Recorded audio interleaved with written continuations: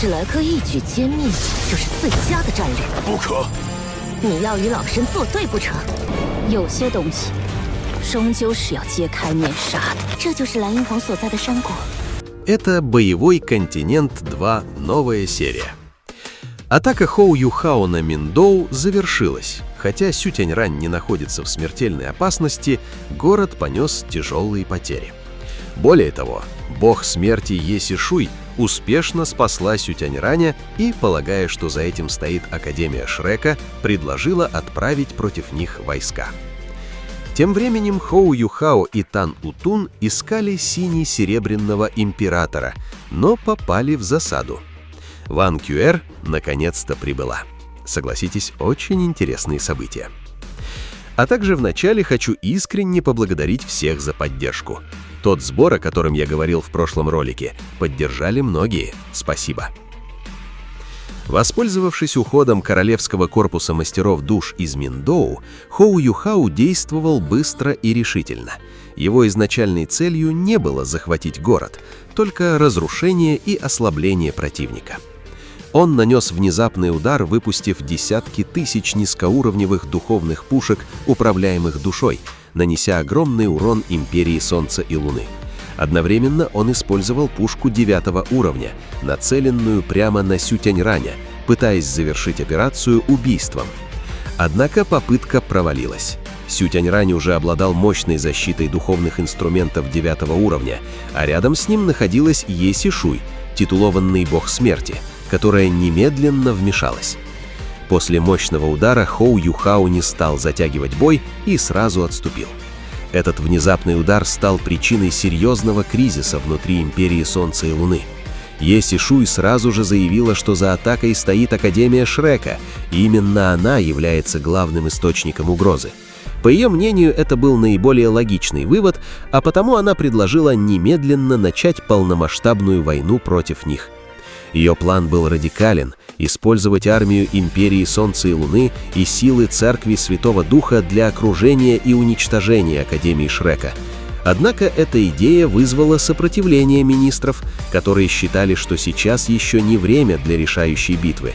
Они опасались, что нападение спровоцирует объединенный ответ 3 великих империй и всех сект континента.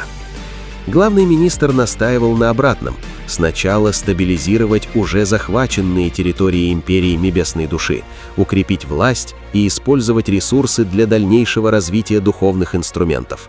Сейчас ключевой момент – стабильность, настаивал он. Без нее мы рискуем потерять все. Сю Тяньрань был раздражен противоречиями и потребовал конкретных решений. Он отвергал идею слабости.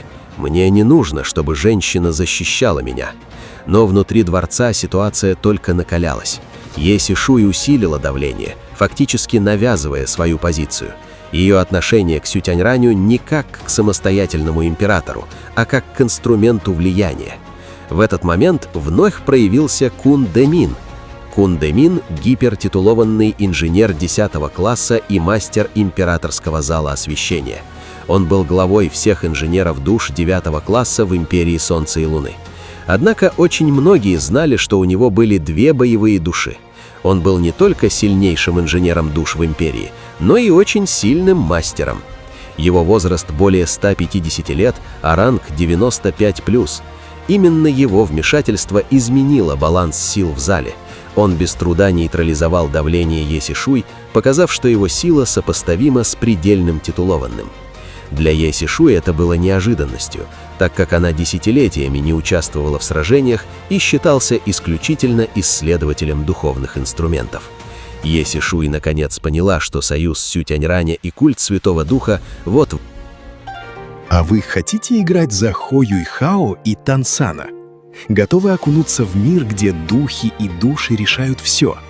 Тогда встречайте официальная игра по боевому континенту. Станьте Тан Саном или одним из легендарных героев и начните свой путь. Откройте свой первый боевой дух, пробудите могущественные духовные кольца и шаг за шагом восходите к вершине силы. Вас ждут динамичные бои в реальном времени, эпические сражения, красивые визуальные эффекты и система, которая идеально передает атмосферу оригинального боевого континента. Хотите начать свое пробуждение прямо сейчас? Скачивайте Soul Land Reloaded только на X7 Game. Здесь доступно много игр, которых нет в Play Market. А функция перевода сделает игру еще более комфортной и понятной. Скачивай игру и начинай легендарный путь уже сегодня. Ссылка в описании. После этого напряжение временно снизилось, но политический конфликт не исчез. Военный министр предложил компромисс – не начинать немедленные атаки на Шрека, ни полной пассивности, а передать информацию императрице Цзюджи, чтобы она сама оценила ситуацию с фронта. Это предложение было принято как наиболее разумное, так как Цзюджи уже доказала свою исключительную стратегическую ценность в войне против Империи Небесной Души. Однако внутри Империи продолжали зреть скрытые противоречия. Тем временем Цзюджи, вместо того, чтобы возвращаться, начала собственную стратегическую операцию. Она не только усилила давление на Академию Шрека, но и развернула масштабную военную стратегию, сдерживание и одновременное ослабление противников, не вступая в прямое уничтожающее столкновение. Она окружила Академию Шрека, вынудив силы Шрека и Империи Звездного Ло концентрироваться на обороне, в то время как сама использовала возможность для скрытых ударов по другим направлениям. После удара по Миндоу ситуация на всем континенте стала крайне нестабильной. Тем временем Хо Юхао, не зная о политических булях внутри империи, вместе с Тану Тун покинул полуплоскость нежити и начал собственную скрытую операцию. Его целью было не возвращение сразу, а поиск важного места, связанного с Синим Серебряным Императором. Их путь пролегал через леса и горные районы, обходя Сияющий город. Используя свою мощную духовную силу, Хо Юхао избегал обнаружения даже самых чувствительных духовных инструментов наблюдения. Хотя Ван Ксюэр в итоге появится, к сожалению, нам придется подождать до выхода полной серии. В трейлере ее не было. Интересно, воссоздадут ли они сцену, где Ван Ксюэр признается Хо Юхао в своих чувствах? Хо Юхао наконец понял изменение Тану Тун, ее сила и странная связь с его духовной энергией — все это было связано с Ван Ксюэр. Он прошептал: «Ты слишком многим пожертвовала ради меня». Она улыбнулась мягко, впервые без холода. «А ты разве нет? Ты тоже был готов отдать жизнь. Я это помню. И этого мне достаточно». Она подняла руку и коснулась его лба, туда, где находился глаз судьбы и череп судьбы трехглазой золотой львицы. В этот момент теплая золотая энергия отделилась и снова влилась в его тело, окончательно закрепляя их связь. Когда он снова посмотрел, в его руках уже была Тан Утун. Ван Чуэр исчезла как отдельное присутствие, став частью его самого и ее. Слезы, которые он не мог сдержать, наконец остановились. Он тихо произнес: «Тан Утун». Она подняла глаза и улыбнулась. Ее губы коснулись его. Легкий теплый поцелуй, в котором смешались две разные, но переплетенные души — Ван Дон Эр и Ван Чу Эр. В следующий момент вспыхнул золотой свет, и Хо Юхао отбросило назад. Он стабилизировался в воздухе, активировав духовный инструмент полета, и только усмехнулся. Похоже, она все-таки ревнует. Внутри ощущалось странное спокойствие. Боль не исчезла полностью, но стала ясной и чистой, словно его разум стал острее. Он вернулся к Тан Утун, взял ее за руку, и в этот момент раздался низкий древний голос: «Мир людей действительно сложен. Я не ожидал, что ты обретешь любовь императорского зверя». Хо Юхао спокойно ответил: «Теперь мне верите?» И тогда Хо Юхао рассказал цель. Он пришел за помощью Сине-Серебряного Императора, чтобы спасти тяжело раненую Тан Я, чьим боевым духом была сине-серебряная трава. Он не собирался силой забирать силу, только обмен. Голос сомневался. Он чувствовал опасность от Хо Юхао, но также и искренность.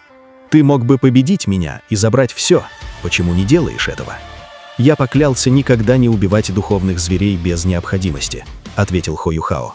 Он даже показал восьмиугольную загадочную ледяную траву, доказав свою связь с духами. После этого тон голоса стал мягче. Но затем прозвучало главное. «Я уже живу 190 тысяч лет. Я Синий-Серебряный Император, но я не могу пережить небесное наказание. Я умираю». Эта правда изменила все. А что было далее, рассмотрим в будущих видео. Спасибо за просмотр и всем пока!